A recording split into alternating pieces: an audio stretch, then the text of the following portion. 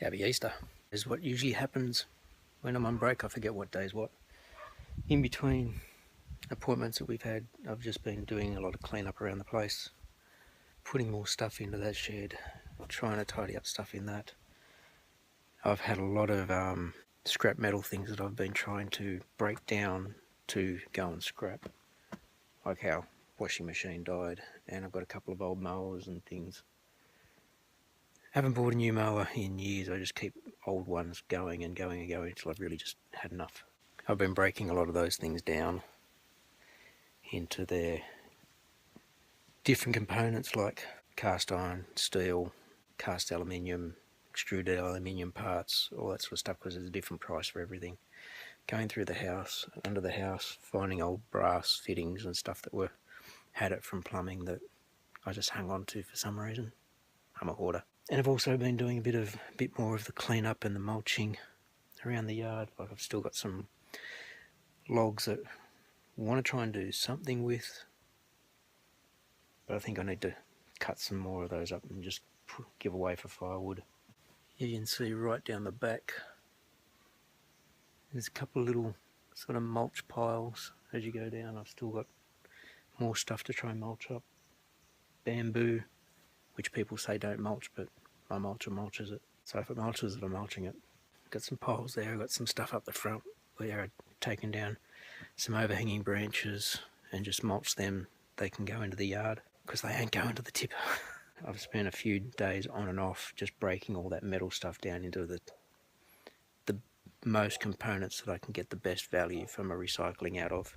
And there's also a place that recycles tyres, so I'm going to try and take those down there as well, get them out of the yard. But I've got to go and get the van down the driveway as far as I can get it, so I can get the stuff into the van without having to bust a gut trying to carry it.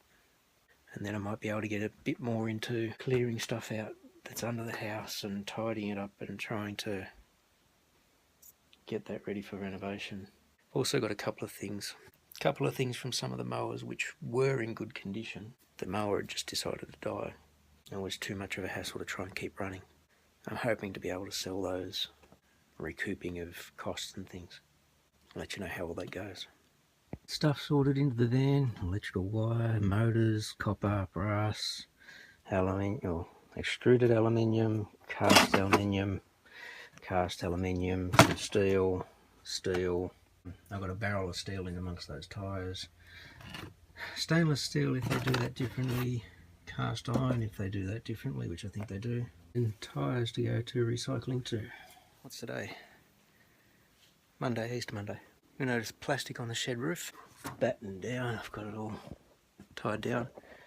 My wife and I didn't trust that janky metal roof, so that's some concreting plastic. I've just put that all over it, and underneath the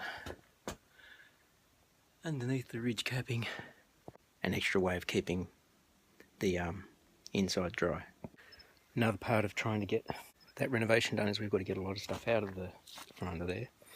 We're going to try and get a container on the end of the driveway, but I've got to get rid of all this stuff. This is my sand and gravel mix for concreting, and I've had it in here in a couple of pallets, so I'm moving it from here over to there. Getting there, but it's all been done by barrow, so it's a bit back breaking. Horribly grainy and dark. Done. Might have to show this when it's a bit light so you can see it. My fault for procrastinating and not coming out early enough, so I didn't start till about 3:30. It's now 10 to 6. At least it was cooler.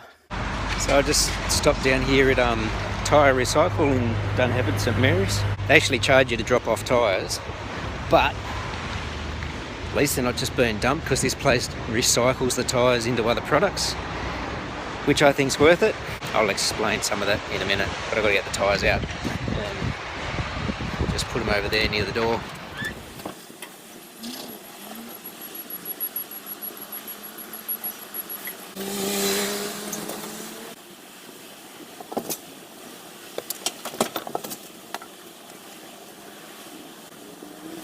What I was going to say about the tyre recycle, I've just dropped them off here. The only thing I knew about this place was where it was.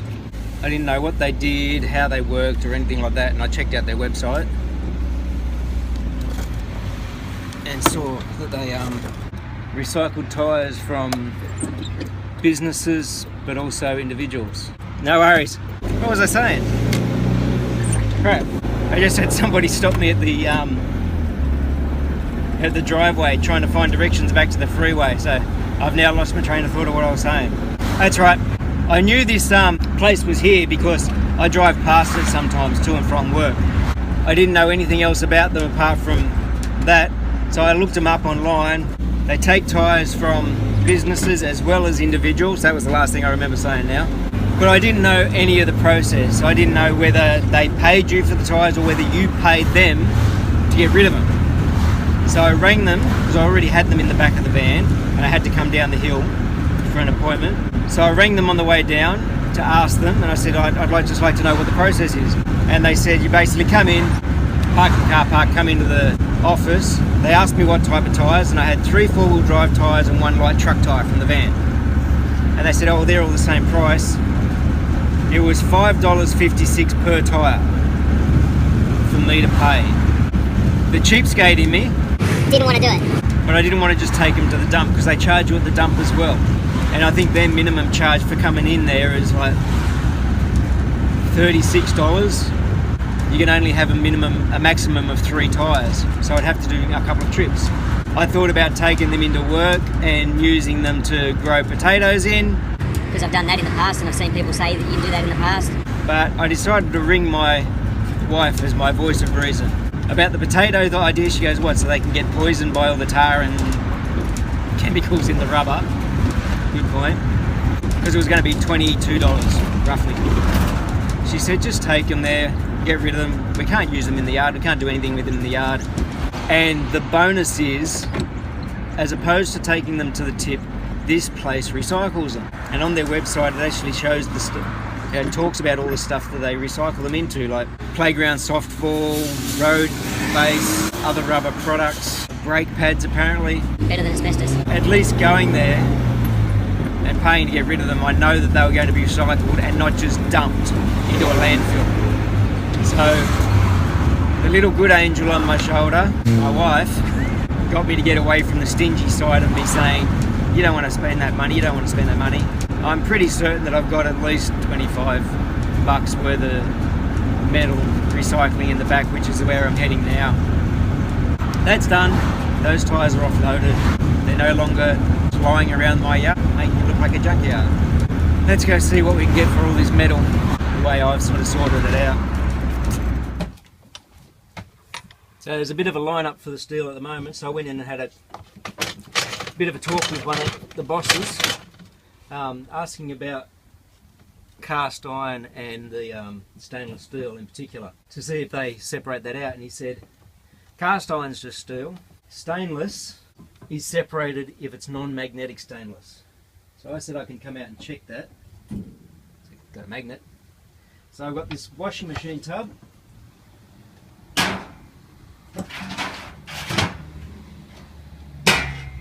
Yeah, that's magnetic, so that's just steel. Plated. That's magnetic.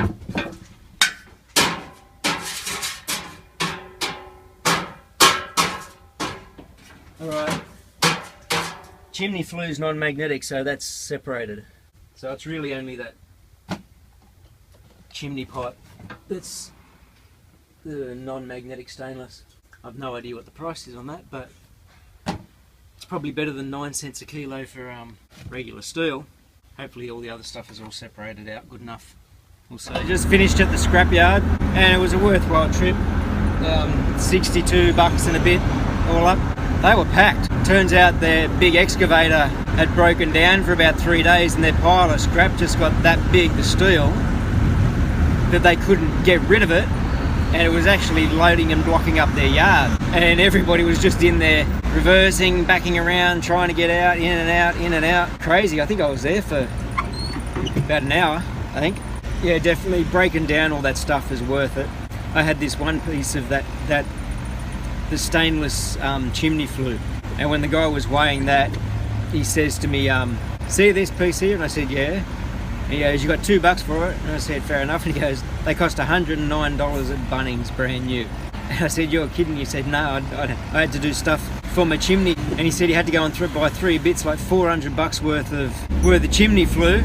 And he said a couple of days later, 10 pieces came into the yard, almost brand new, which he could have bought off his boss for about $20 each.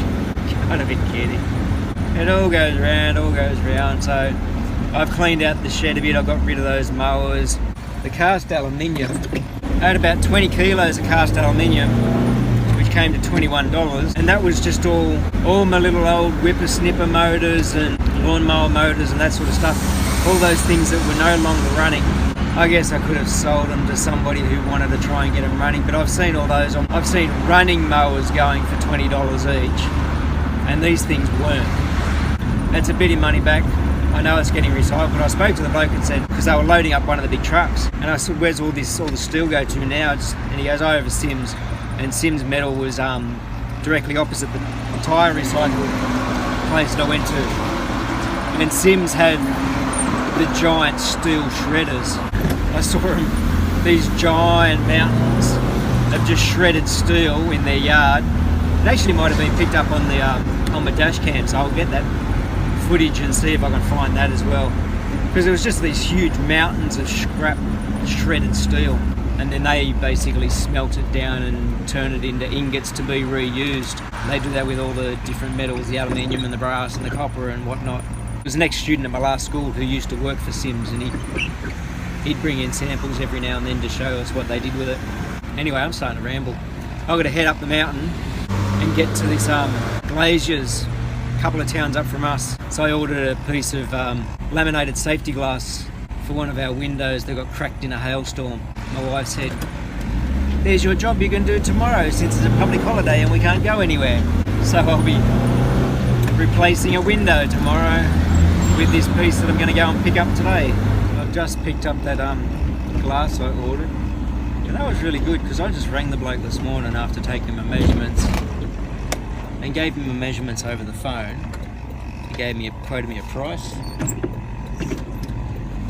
and he said, yeah, I'll cut that. I said, do you need me to pay anything? I pay a deposit or whatever, and he goes, no, I'll just cut it up, you can pay when you get here in the Savo. And I got worried I wasn't going to get there, but I got there. The glass was sitting there waiting for me.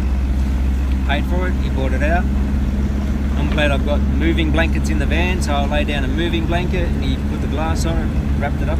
So that's going to be part of tomorrow's job, putting that window in, taking the old one out and putting that one in.